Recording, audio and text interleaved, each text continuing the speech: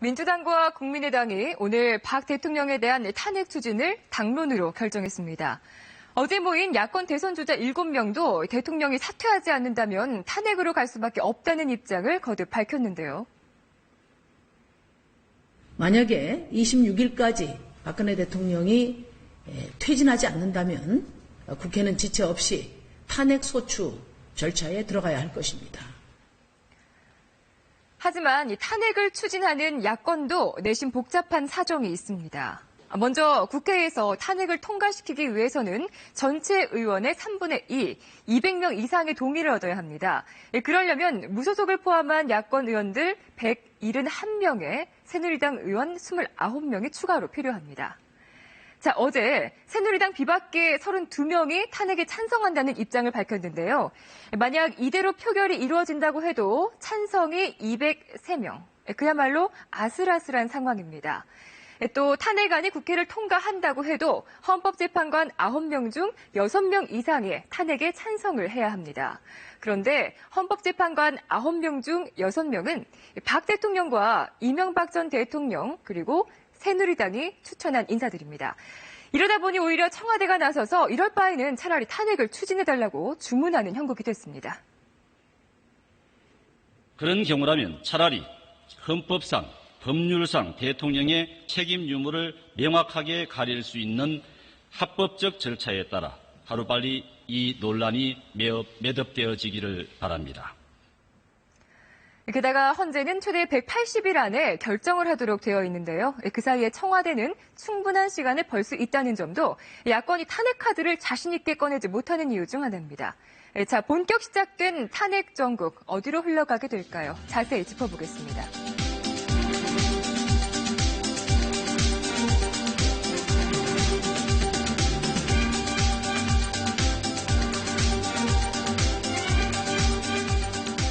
이른바 탄핵 정국의 문이 열리고 있습니다. 탄핵을 찬성하는 쪽, 탄핵을 반대하는 쪽 두 삼선 의원 모셨습니다. 새누리당 안상수 의원, 더불어민주당 민병두 의원 자리했습니다. 어서 오십시오. 네, 안녕하세요. 먼저 어제 공소장부터 여쭤보지 않을 수가 없습니다. 안 의원님, 어제 검찰의 공소장 내용 보시고 어떤 생각이 드셨어요? 아주 충격적이죠. 대통령은 물론이고 국가로 봐서도 대단히 불행한 일이고 정치인의 한 사람으로 국민들한테 면목이 없고 송구스럽습니다. 이 의원님. 공소장보다 더 충격적인 것은 그것을 접한 청와대의 반응이죠. 대통령 변호인이 내가 뭘 잘못했냐, 우리가 뭘 잘못했냐, 잘못한 게 없다는 식으로 대응하는 것이 너무 큰 문제라고 생각하고요. 지금 일련의 이 반응들을 보면 적어도 온 국민이 바라볼 때는 대통령이 최소한의 애국심을 갖고 이 절차를 갖다가 최대한 신속하게 마무리하는데 협조할 필요성이 있다고 보는데 네. 다시 말씀드리면 대통령이 책무를 느끼고 퇴진하겠다, 책임감을 느끼고 그런데 내가 당장 퇴진하면 2달 내에 대통령 선거를 해야 되니 너무 혼란스러우니 네. 한 4개월간 과도정부를 운영하는 걸로 하자. 그리고 한 6개월 후에 대선을 치르는데 그런 정치 일정 같은 같이 이렇게 협의하고 또 협조하는 용의가 있다. 이런 정도의 어떤 모습을 보여줘야 되는데 최소한의 어떤 공적의식이 없다 하는 면에서 더 충격적인 것입니다. 네. 안 의원님, 최소한의 공적의식이 없다는 지적 어떻게 보십니까? 그러나 이게 어찌됐든 특검 절차도 남아있고 헌정 질서를 유지해야 한다는 그런 고민도 있으리라고는 보는데 좀 안타깝게 짝이 없습니다. 그러나. 그러니까 제가 단도직입적으로 여쭤보겠습니다. 지금 상황에서 야권이 할 수 있는 가장 현실적인 방안 첫 번째 카드는 뭡니까?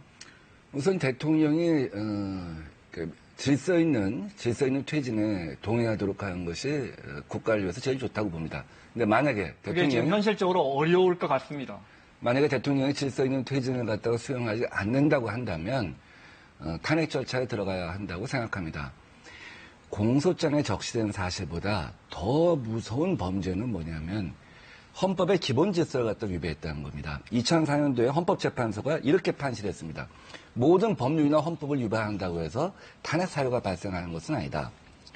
대통령의 직을 유지하는 것이 더 이상 헌법 수호의 관점에서 용납될 수 없거나 대통령이 국민의 신임을 배신하여 국정을 담당할 자격을 상실한 경우에 하나요, 대통령의 파면 결정은 정당한 것이다. 이 핵심이 뭐냐면 민주적 기본질서, 헌법의 기본질서를 위배했냐는 거거든요. 그러니까 국민이 위임하지 않은 정부를 갖다 운영했다는 것입니다. 박순실 정부, 비밀 정부를 운영했다고 하는 것이 사실 탄핵의 핵심이거든요. 여기에 대해서는 뭐 어느 국민도 지금 이 부분에 대해서 모든 사람의 분노가 그게 다라는 거 아닙니까? 그래서 네. 시위 현장에 가서 보면 대한민국은 민주공화국이다. 모든 권력은 국민으로부터 나온다. 이 얘기를 외치는 거는 내가 맨데이트 하지 않은, 내가 위임하지 않은 권력이 지금 국가를 운영했던 거에 대한 분노란 말이죠. 그래서 뭐 탄핵 사유가 분명하기 때문에 저는 어떠한 난관이 있다고 할지라도 국민을 믿고 탄핵 절차에 들어가야 한다고 생각합니다. 안 의원님 탄핵 반대하시죠, 지금은?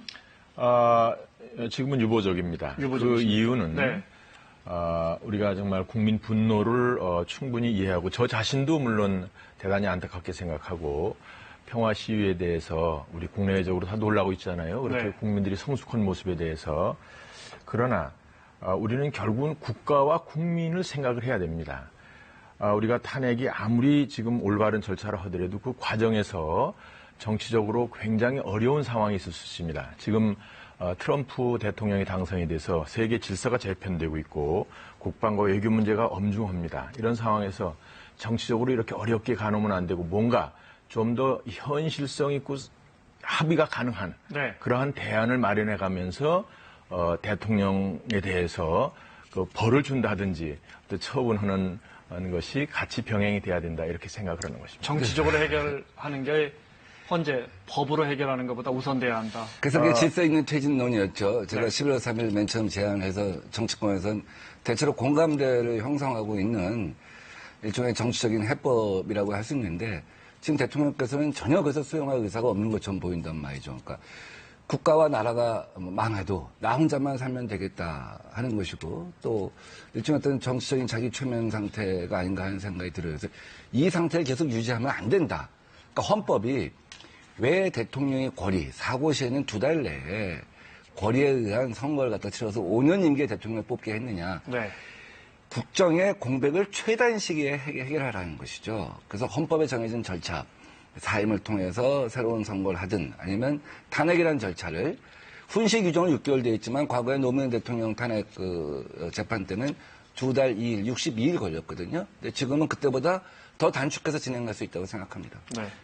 그래서 그 문제에 대해서 대통령을 퇴진시키는 데만 집중을 하지 말고 국가적으로 새로운 대안을 마련해 나가자 하는 게 제 생각입니다. 예를 들자면 지금 이제 우리가 그 대통령도 개헌을 지난번에 주장을 했고 우리 네. 국회에서도 3분지 이상의 국회의원들이 개헌에 대해서 서명을 했습니다. 그리고 또 국민들도 이제 대통령제에 대한 역기능 이런 그 여러 가지 그 이런 각 지난번에도 뭐 YS, DJ 뭐 등 많은 정권에서 대통령제 어떤 그 부정적인 측면이 투영이 되고 그래서 이제는 권력을 분산시키는 그런 개헌을 해보자라는 분위기가 돼 있으니까 개헌을 하면서 그 대통령 우리 박 대통령도 조기에 퇴진을 하는 그런 대타협이 이루어진다면 공백 기간이 없이 물론 그 기간 운영에 있어서도 네. 우리 여야 간에 합의를 해서 국회에서 합의를 해서 책임 총리를 임명을 해서 국정을 공백 없이 이끌어 나가면서 새로운 대안을 마련해서 그렇게 간다면 그야말로 전화위복으로 삼을 수도 있다 하는 것이 제 주장입니다. 네, 이제 알겠습니다. 자, 이제 정치권의 합의가 잘 이루어지지 않아서 결국 야권이 사실 야권도 두 분 더 잘 아시겠지만 탄핵 카드가 그렇게 썩 탐탁지 않은 선택지인데 탄핵으로 가는 것 같습니다. 잠시 후에 말씀 이어가고요. 자, 들으신 것처럼 정치권이 탄핵으로 특히 야권이 탄핵으로 한 발짝 더 다가서고 있습니다. 정치권의 입장 들어보시겠습니다. 탄핵의 시기와 추진 방안에 대해 즉각적인 검토에 들어가고 탄핵 추진 검토 기구도 설치할 것입니다. 아직도 최선의 방책은 박근혜 대통령이 스스로 사임을 결심하고 후속 조치를 국회와 국민에게 맡기는 것입니다. 그것이 나라를 구하는 대통령으로서의 마지막 해야 할 일입니다. 검찰의 기소장 내용을 보면은 박근혜 대통령이 참으로 자상한 대통령입니다. 하나에서부터 100까지 일일이 다 지시를 했습니다. 이제 탄핵의 요건은 갖추었다고 봅니다. 야3당이 철저히 공조해서 할 수 있도록 접촉을 해보겠습니다. 국민들을 선동을 해서 여론몰이를 해서 대통령 사퇴하라, 하야하라 하고 있습니다. 그것과 전혀 별개로 탄핵을 하겠다고 합니다. 누가 봐도 상식적으로 불가능한 일을 이렇게 하겠다는 겁니까? 너무 배고플 때 많이 먹으면 짜구가 나는 법입니다. 대통령이 공경하고 어려움에 처해 있다고 몰고 몰아붙이다 보니까 여러분들 지금 권력에 짜고 나고 있습니다. 큰 정치 보여주십시오. 이것부터 여쭤보죠, 뭐. 짜구가 난다고, 아마 이제 전라 속담인 것 같습니다. 배탈이 난다고. 하야랑, 그러니까 퇴진과 탄핵을 같이 요구하는 게 말이 되느냐라는 이정현 대표의 주장 어떻게 보십니까? 그러니까 지금 이정현 대표가 상황 인식을 못하고 있는 것이죠. 일종의 이제 반헌법 세력으로 이제 본인이 자기를 규정해 가고 있는 것입니다. 자기가 하는 행동이 무엇인지 모르는 거예요. 지금은 우리 헌법을 유린한 박순실 정부라고 하는 불법 민간 정부를 갖다 비밀 정부를 구성하고 운영한 것에 대한 국민의 분노가 있는 것인데 거기에 대해서 지금 국민들의 퇴진 요구에 대해서 저런 식으로 매도하고 이런 것은 스스로 지금 이 상황의 엄중함을 모르는 것이죠. 그러니까 여러 번 말씀드리지만 퇴진운동과 탄핵은 병행할 수가 있는 것이죠. 자, 탄핵을 하겠다고 하는 국민운동이 일어납니다. 정부에서 국회의원들한테 가짜 자기가 지역구 국회의원들한테 입장을 밝히라고 요구할 거 아닙니까? 그리고 국회에서는 서명운동에 들어갈 겁니다. 그리고 지금 이정현 대표 같이 저렇게 지금 반헌법 세력 갖다 계속 옹호하면 사실 국회의원이 제명 요건이 되거든요. 정말 국회 한 10명 정도의 어떤 그 반헌법 세력이 있다고 한다면 지금 국민들의 요구는 국회에서 3분의 2 의결을 거쳐서 제명하라고 하는 겁니다. 이렇게 해서 탄핵 세력을 갖다가 탄핵 지지 세력을 갖다 모아가게 되면 사실은 퇴진운동과 병행할 수가 있는 것이죠. 이걸 압박으로 해서 대통령이 질서 있는 퇴진에 협력을 하는 것이죠. 사임을 하고 과도정부를 구성하고 조기 대선에 협력하는 것이죠. 이정현 대표의 저런 말에 대해서는 저는 뭐 동의는 하기 어렵습니다. 조금 흥분돼서 조금 약간 더 앞서 나간 얘기를 한 것 같은데 저는 이제 탄핵으로 간다 하더라도 지금 좀 다른 대안을 먼저 잘 생각을 해서 국민들은 분노하지만 정치권에서는 차분히 로드맵을 가지고 가야 된다. 이제 그런 취지의 말씀이고 또 지금 탄핵을 하더라도 국회에서 이제 설령 통과가 되더라도 혹시라도 헌재에서 만약에 통과가 안 되면 굉장히 엄격합니다. 그게. 그렇게 되는 경우에 그 국가의 혼란이라는 건 이루 말할 수가 없습니다. 그러니까 우리가 그래도 정치권에서는 국민들과 함께 흥분하지 말고 냉정하게 과연 우리가 이 시점에서 국가와 국민을 위해서 어떻게 하는 것이 더 정말 바람직한가를 책임성 있게 더 좀 깊이 현안 논의도 하고 이래가면서 가자 그런 뜻으로 해서 제가 그런 대안을 제시를 한 겁니다. 네, 안 의원님 이제 앞서 뭐 여러 국제 정세들 그렇고 특히 이런 기회에 이제 대통령의 퇴진과 함께 개헌까지 하면서 우리가 미래를 준비하자고 하셨는데 중요한 건 이제 이 부분에서 여야나 뭐 야권 단일한 의견도 나오지 않지만 청와대가 일단 물러나면서 거국 내각 책임 총리를 받는 것 자체는 이제 협상에 응하지 않을 분위기입니다. 제가 한 열흘 전쯤에 드렸던 질문을 다시 드리게 됩니다. 지금 청와대가 그럼 받을 수 있는 탄핵을 하지 않을 테니까 받을 수 있는 카드가 있다고 보십니까? 제가 보기엔 우리 여야 간에 개헌에 대한 합의를 하고 그 대통령이 개헌을 통해서 새로운 정부에게 이양을 하고 조기 퇴진을 해라라고 입체적인 그 제안을 하면 받을 수도 있다고 봅니다. 그래서 대통령도 조기 퇴진의 뭐 명분을 좀 이상하지만 하여간 제7공화국을 탄생시킨 뭐 그런 결과도 가질 수 있고 우리는 우리대로 지금 오랫동안 지금 대통령제의 어떤 그 부정적인 측면을 고칠 수 있는 새로운 시대로 갈 수 있는 그야말로 전화위복의 계기를 이 촛불 민심의 그런 동력을 갖다가 새로운 발전의 계기로 삼을 수도 있는 그런 상황으로 만들 수 있지 않을까. 문재인 의원이 퇴임을 보장하겠다는 카드까지 던졌거든요. 그렇지만 그거는 뭐 문재인 대표가 좀 오버액션 하는 것이죠. 네. 물론 개인의 의견.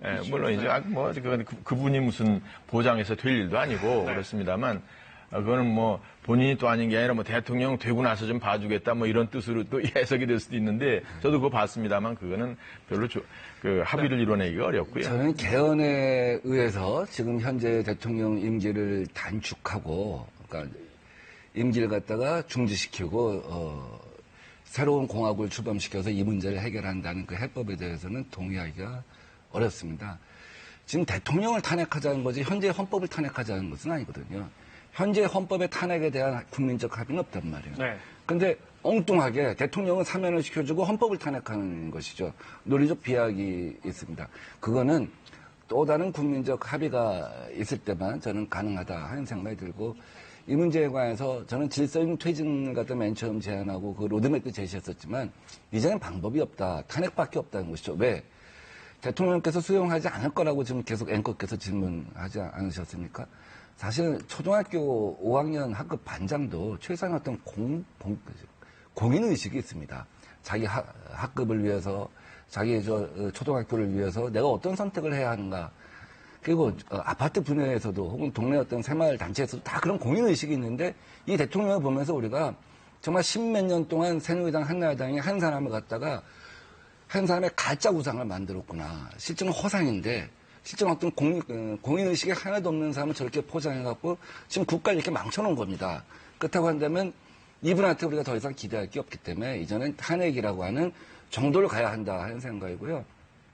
헌법재판소가 이 문제에 관해서 굉장히 보수적인 인사가 많고 이명박, 박근혜 대통령이 지명한 사람들이 많기 때문에 전혀 어떤 국민의 생각과는 공소장과는 다른 판결을 낼 수 있다 하는 우려가 있는데 저는 그렇게 생각하지 않습니다. 왜냐하면 헌법재판소가 지난번에 노무현 대통령 탄핵 때 처음으로 두 가지 기준을 정한 겁니다. 해외의 모든 사례를 수집해서 아무리 보수적인 판사도 아무리 진보적인 검사도 과거에 확고하게 정해진 판례를 뒤집을 수가 없다는 것이죠. 예, 그 이제 말씀은 다 좋지만 지금 이제 현실적으로 헌법재판소 소장이 7분이 남아서 올 것 같다는 거 아니에요? 네, 그러면 내년 3월이 되면 한 2분 정도만 이것에 반대를 하더라도 안 된다는 겁니다. 네. 그러니까 이제 뜻은 좋은데 그게 현실적으로 불가능할 수가 많이 있다는 것이고, 그러면 그때 가서 후회하느니 8, 9개월 지나서 아무런 결론도 없이 그냥 나라는 엉망이 되고 이렇게 하느니 기왕이 잘못된 것은 잘못된 거대로 박근혜 대통령에 대해서는 정말 그 잘못에 대해서 우리가 역사적으로도 충분히 그 반성을 할 수 있도록 그렇게 하지만 우리 국민들이 먹고 살아야 되잖아요. 국가가 앞으로 나아갈 길이 있어야 되기 때문에 그런 것을 이번 기회에 정말 입체적으로 모든 우리 이런 결정할 수 있는 분들이 고민을 하고 하다 보면 국민들도 잘 설득이 될 것이다 하는 게 제 뜻입니다. 아주 현실적인 문제 몇 가지 여쭤보겠습니다. 언론에서 많이 지적하는 게 이제 200명 탄핵 정족수를 채울 수 있겠느냐. 그거 사실 아슬아슬합니다. 어떻게 보십니까? 저는 200명 이상 250명, 260명 저는 확보 가능하다고 생각합니다. 어느 국회의원이 이 반헌법 세력을 갖다가 사면하고 용서하는 반헌법 세력에 동조하는 행위를 하겠습니까? 물론 무기명 투표이지만 그래서 저는 무기명 투표이기 때문에 사실은 누가 찬성하고 누가 반대지는 알 수가 없습니다. 그래서 지금부터 자기 입장은 사실 이거 왜냐면 역사적 사건이기 때문에 일반적인 인사안하고는 성격이 다르다는 것이죠. 국가의 운명을 좌우하는 사안이고 국가의 어떤 권력기관의 핵심, 헌법기관의 핵심이 반헌법적 행위를 한 것에 대한 자기 입장을 분명히 표명하는 것입니다. 그래서 저는 모든 국회의원들이 이 문제에 관해서 한 명씩 자기 입장을 갖다 밝혀나가야 한다고 생각합니다. 그래서 한 250, 260명이 분명히 자기 입장을 표명했을 때 저는 탄핵이라는 절차에 들어갈 수 있다고 봅니다. 아니요, 새누리당이 지금 129분인가 그렇습니다. 그러죠? 그중에 이제 30명 이상이 동의해야 하는데 탄핵 절차로 들어간다면 새누리당에서 탄핵에 찬성하실 의원님들이 더 늘어날까요? 아니면 기존에 어제 한 32명, 31명으로 알려졌는데 오히려 더 줄어들까요? 어떻게 보십니까?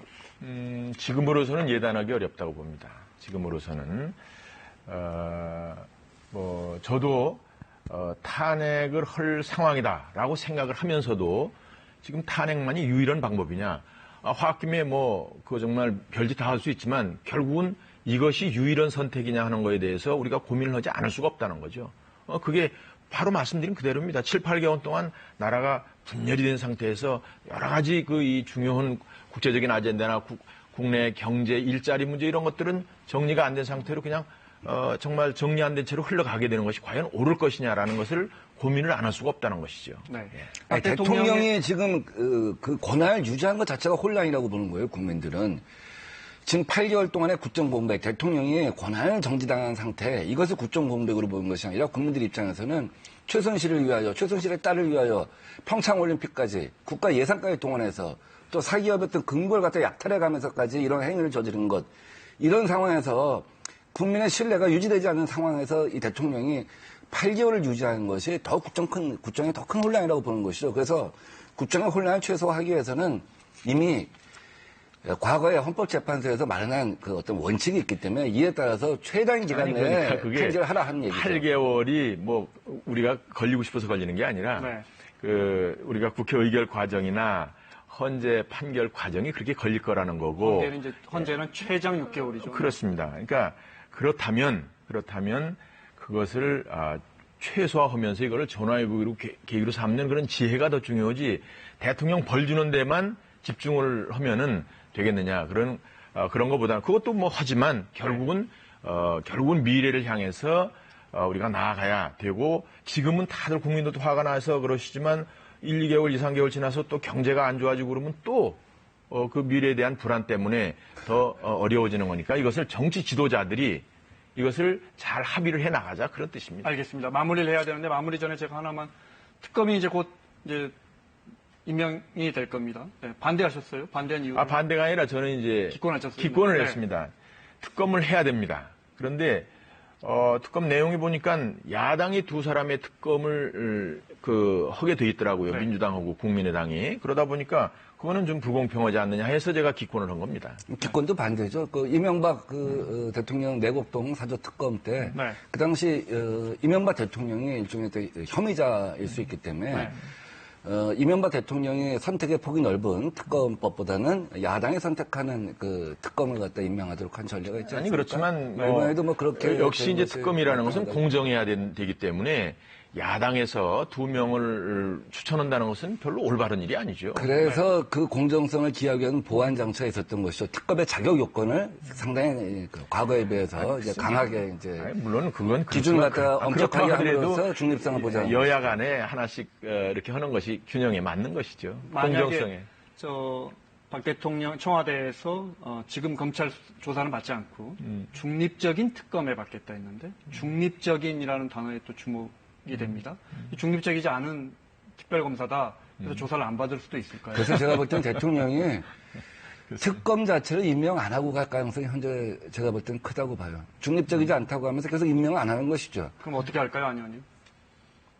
그거는 뭐 제가 대답할 수 있는 성격은 아닌데 역시 그렇습니다. 그래서 대통령이라는 해가 실체가 있는 거니까 우리는 대통령을 지금 잘못한 점에 대해서 현실적으로나 역사적으로 평가를 받게 하되 우리의 미래를 새로 가야 된다는 게 제 주장인 겁니다. 계속 얼마나 좋습니까? 이번 기회에 지금 우리가 개헌에 대해서도 그전서부터 계속 얘기했습니다. 노무현 대통령도 얘기하고 그다음에 MB도 얘기하고 다 했지만 못했단 말이에요. 근데 이번엔 마침 여건이 공교롭게도 지금 대통령과 여야당과 다 개헌에 대해서 찬성을 하고 국민들도 이제 이거는 대통령제는 안 되겠구나. 뭔가 권력 분산을 해야 되겠구나라는 인식을 때 해가면서 그래가면서 그때까지는 거국 내각을 만들어 가지고 네. 정국이나 정치 혹은 행정의 안정성을 기하면 되지 않느냐. 그런 것이 제 생각. 이걸 입체적으로 하면 됩니다. 알겠습니다. 아쉽지만 시간 때문에 여기서 마치고 다음에 또 한번 모시도록 하겠습니다. 두 분 나와주셔서 고맙습니다.